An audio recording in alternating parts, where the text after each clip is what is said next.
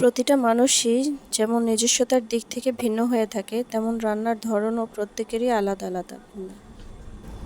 তো ভিউয়ার্স, আসসালামু আলাইকুম। আশা করি সবাই ভালো আছেন। তো আজ রান্না করতে যাচ্ছি সবজি রান্না করব। এখানে আমি কয়েক প্রকারের সবজি নিয়েছি, আপনারা যার যার মতো ইচ্ছা মতো নিতে পারেন সবজি। তো আমি সবজি রান্নার সময় প্রথমে তেল দিয়েছি কড়াইয়ে, দিয়ে কিছুটা পাঁচফোড়ন, 2টা তেজপাতা, 2টা এলাচ, দারচিনি এগুলো ফোড়নে দিয়ে আমি সবজিটা ঢেলে দিয়েছি। এরপর আমি কিছু ডাল দিয়েছি। এটা হলো আমি দিয়েছি মসুর ডাল, কিছুটা মাসকলাইয়ের ডাল এবং কিছুটা ছোলার ডাল। এগুলো দিলাম, দেওয়ার পরে লবণ দিচ্ছি।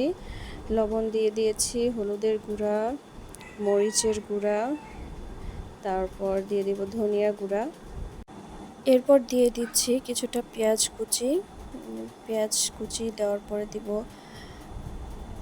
মরিচ ফালি করে রাখা। এরপর এগুলো দিয়ে আদা রসুন বাটা, জিরা বাটা এটা দিয়ে দিচ্ছি। তারপর এটাকে ভালো করে মিশিয়ে নিতে হবে, সব কিছু একসাথে ভালোভাবে নাড়াচাড়া করে মিশিয়ে নিতে হবে।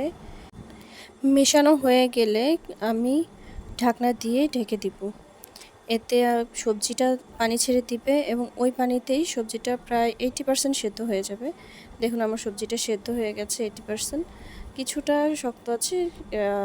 এখন পানি দিয়ে দিচ্ছি। সে পানিটা দেওয়ার পরে এরপরে পানিটা যখন একটু শুকিয়ে যাবে, এর মধ্যে সবজিটাও সেদ্ধ হয়ে আসবে, ব্যাস রেডি হয়ে যাবে আমার সবজি রান্না।